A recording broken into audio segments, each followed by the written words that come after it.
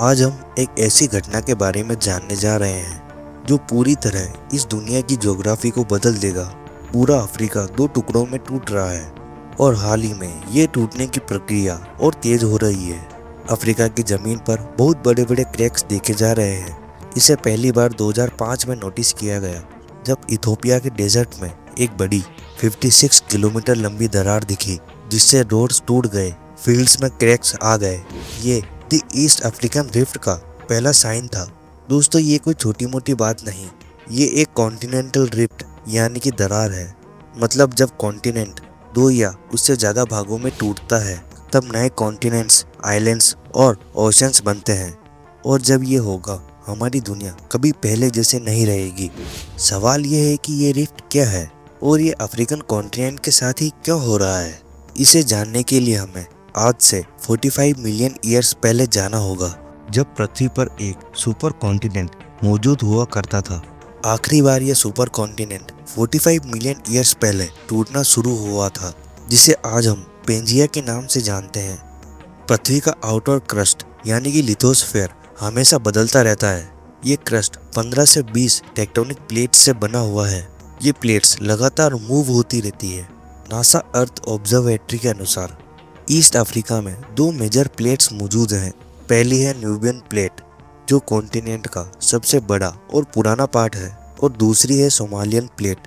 वैज्ञानिकों की रिसर्च में ये पता चला है कि ये दोनों प्लेट्स 6 से 7 मिलीमीटर पर ईयर की रफ्तार से एक दूसरे से दूर जा रहे हैं। और अफ्रीका में ये क्रैक्स ईस्टर्न अफ्रीका के इथोपिया से लेकर साउथ के मोजाम्बिक तक फैले हुए हैं। अब इसका एक ही मतलब हो सकता है, एक टेक्टोनिक प्लेट का दो हिस्सों में टूटना।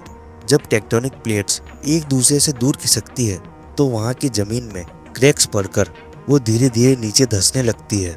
इसी घटना को नाम दिया गया है ईस्ट अफ्रीकन रिफ्ट, यानी कि हमारी पृथ्वी के अंदर मौजूद सेमी फ्लूइड मेंटल जो टेक्टोनिक प्लेट्स के नीचे मौजूद है, क्रैक्स और वोल्केनोज के जरिए बाहर लीक हो रहा है, जो केन्या और इथोपिया के नीचे मौजूद लिथोस्फीयर यानी कि सरफेस को एक दूसरे से दूर कर रहा है। जैसे जैसे लिथोस्फीयर पतला होता जाता है वैसे वैसे उसमें क्रैक्स आने लगते हैं।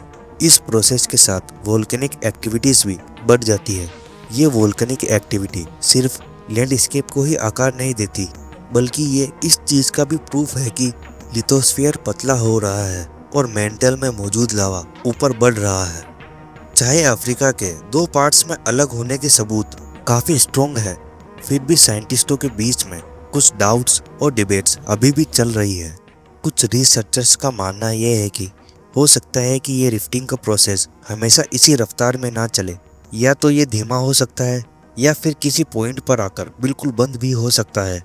एक और डिस्कशन ये है कि रिफ्टिंग को कौन से फैक्टर कंट्रोल कर रहे हैं। आज के समय में सबसे सटीक बात यह है कि अर्थ के अंदर का गर्म मटेरियल ऊपर आता है जो जमीन को पतला कर देता है, जिसे मेंटल प्लूम थ्योरी कहते हैं।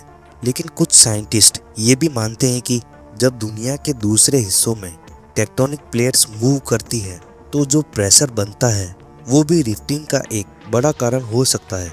इन सब परिस्थितियों से ये समझ में आता है कि ईस्ट अफ्रीकन एरियाज में लगातार रिसर्च और मॉनिटरिंग करना कितना ज़रूरी है। आज के समय में एडवांस टेक्नोलॉजी जैसे सैटेलाइट इमेजेस, अर्थक्वेक मॉनिटरिंग और कंप्यूटर सिमुलेशन की मदद से साइंटिस्टों को रिफ्टिंग के बारे में जो डिटेल्ड इंफॉर्मेशन मिल रही है वो फ्यूचर के प्रेडिक्शंस को सटीक बनाने में मदद कर सकती है।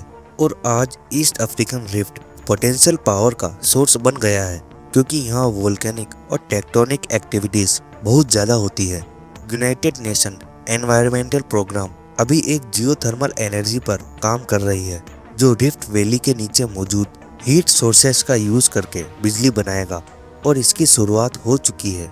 इन वोल्केनोज की वजह से अफ्रीका के कई घरों में बिजली पहुंच रही है। आज के समय में केन्या अपनी पूरी इलेक्ट्रिसिटी कंजप्शन का लगभग 45% हिस्सा वोल्केनोज की वजह से जनरेट कर रहा है। इन वोल्केनोज में मौजूद लावा जमीन के अंदर के पानी को गर्म करके स्टीम जेट्स के रूप में बाहर फेंकता है। उसके दबाव से टरबाइन्स घूमते हैं जिससे इलेक्ट्रिसिटी प्रोड्यूस होती है। लेकिन जहां एक तरफ ये पॉजिटिव डेवलपमेंट्स हो रहे हैं, वहीं दूसरी तरफ यहाँ की वोल्केनिक और टेक्टोनिक एक्टिविटीज लोगों के लिए काफी समस्याएं भी पैदा करती है, जिसमें पानी का लेवल बढ़ना तो बस एक छोटी सी प्रॉब्लम है। यहाँ के लोग इससे भी बड़े चैलेंजेस फेस कर रहे हैं। यहाँ एक लेक के पास ऑयल भी डिस्कवर हुई है, जो अफ्रीका के टूटने की कहानी में एक और इंटरेस्टिंग चैप्टर जोड़ सकती है। लेकिन इस एरिया के लोग गरीबी और भुखमरी जैसी बड़ी समस्याओं से जूझ रहे हैं। ऊपर से जब इस एक्टिव रिफ्ट में कभी भी होने वाले खतरनाक बदलाव जैसे जमीन का हिलना, वोल्केनोज और भूकंप, इन सब की वजह से लोगों की जिंदगी और भी मुश्किल हो जाती है। हमें यह भी नहीं भूलना चाहिए कि अफ्रीका में जो हो रहा है वो अर्थ के टेक्टोनिक प्लेट्स के बदलते सिस्टम का एक हिस्सा है, जहां कुछ कॉन्टिनेंट्स धीरे धीरे अलग हो रहे हैं, वहीं दूसरी तरफ कॉन्टिनेंट्स एक दूसरे से टकरा भी रहे हैं। जैसे अफ्रीका टूट रहा है, वैसे ही इंडिया भी धीरे धीरे एशिया से टकरा रहा है।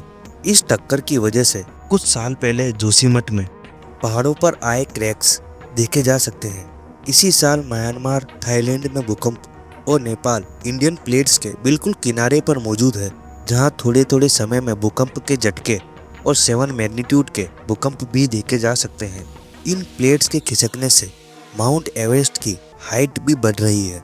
ये सब घटनाएं हमें ये याद दिलाती है कि चाहे ये जमीन हमेशा एक जैसी लगे, लेकिन ऐसा नहीं है, ये लगातार बदल रही है। आज सिर्फ अफ्रीका ही नहीं, हमारी पूरी पृथ्वी पर हर जगह ऐसी टेक्टोनिक प्लेट शिफ्टिंग होती रहती है। अगर हम अफ्रीका के जियोलॉजिकल फ्यूचर की तरफ देखें तो जो बदलाव यहाँ होंगे वो काफ़ी एक्साइटिंग और बड़े होंगे। अगर रिफ्टिंग प्रोसेस इसी तरह लगातार चलता रहता है तो आने वाले मिलियंस ऑफ ईयर्स में ईस्टर्न अफ्रीका में एक नया ओशन बन जाएगा। ईस्ट अफ्रीकन रिफ्ट का सबसे फेमस पार्ट है ग्रेट रिफ्ट वैली। ये वैली वोल्केनोज से भरी हुई है। इथोपिया के ईटर लेक से लेकर तंजानिया के माउंट किलिमंजारो तक। किलिमंजारो एक सोया हुआ वोल्केनो है, मतलब ये अभी एक्टिव नहीं है, लेकिन कोंगो का निरांगोंगो अभी भी एक एक्टिव ज्वालामुखी है। इस वैली के वेस्टर्न पार्ट में कमाल की झीलें हैं, जैसे लेक मालावी और लेक न्यूट्रॉन। लेक न्यूट्रॉन का पानी लाल दिखाई देता है क्योंकि इसमें नमक पसंद करने वाले छोटे छोटे बैक्टीरिया रहते हैं।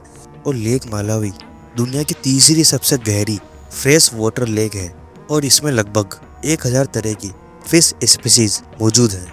रिफ्ट वैली में ऐसी लेक्स बहुत कॉमन है।